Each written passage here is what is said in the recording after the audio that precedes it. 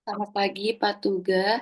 Saya izin menjelaskan hasil analisis pada nomor 4 yang fokus pada pemodelan data prediksi pengeluaran pelanggan dan evaluasi.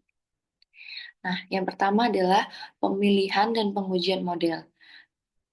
Kami menguji dua model utama untuk memprediksi pengeluaran pelanggan, yaitu ada dua, ENN atau regresi linear berganda. Nah, kedua model ini dibandingkan berdasarkan tiga metrik evaluasi utama. Yang pertama itu ada mean absolute error, yaitu yang mengukur rata-rata kesalahan prediksi.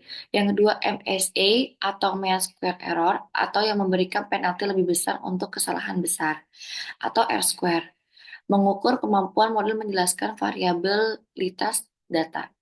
Nah, hasil evaluasi model ini bekerja yang pertama adalah ANN, yaitu dalam MAI, yaitu 2.500, dalam MSA itu 8.500, dan R square itu 0,93. Nah, di dalam model regresi linear berganda, itu MAI-nya itu 2.800, MSA-nya itu 9.500, dan R square itu sendiri 0,88.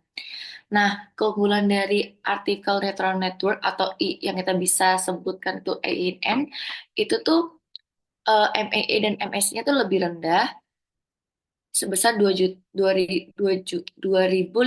yang menunjukkan bahwa rata-rata kesalahan prediksi lebih kecil dibandingkan model regresi linearnya. Nah, sedangkan MSA-nya itu sendiri sebesar 8.500, dan itu juga lebih rendah dibandingkan regresi linearnya si eh regresi linear bergandanya MSA-nya. Nah, menandakan bahwa model ini tuh mampu meminimalisirkan kesalahan besar.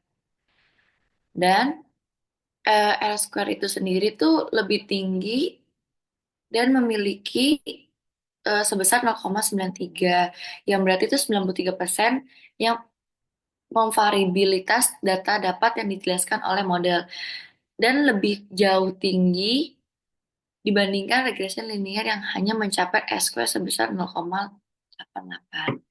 Nah, kemampuan menangkap pola kompleks ini sendiri, ANN itu sangat efektif untuk menangani data dengan pola nonlinear atau hubungan variabel yang kompleks yang tidak dapat ditangkap oleh regresi linear itu sendiri. Dan yang ketiga adalah penerapan model ANN dalam operasionalnya. Nah, model ANN itu sendiri tuh dapat dipilih, dapat diintegrasikan dan dalam berbagai aspek sistem operasional perusahaan.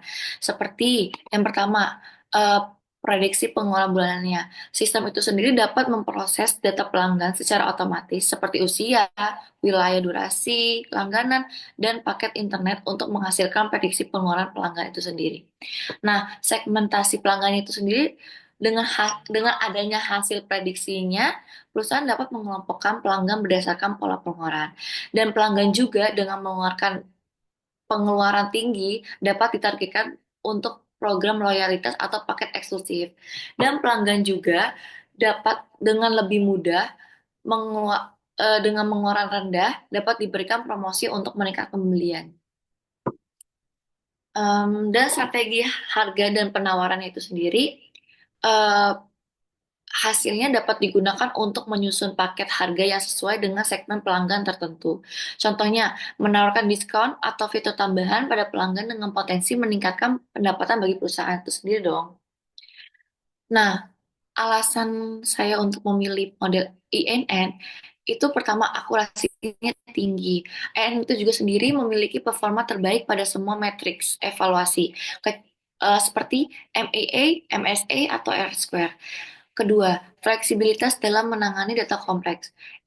INNC itu sendiri mampu menangkap pola nonlinear yang tidak dapat diakomodasikan oleh regresi linear. Dan yang ketiga adalah kesesuaian untuk bisnis. Nah, model ini membantu perusahaan memahami perilaku pelanggan dengan lebih baik sehingga memungkinkan pengambilan keputusan berbasis data yang lebih presisi. Nah, kesimpulannya adalah INN Perusahaan dapat meningkatkan kemampuan prediksi pengeluaran pelanggan. Hal ini membuka peluang untuk pertama, merancang strategi harga dan promosi yang lebih efektif. Kedua, meningkatkan kepuasan pelanggan melalui penawaran yang personal. Dan yang ketiga, mengoptimalkan pendapat melalui segmentasi yang lebih terarah.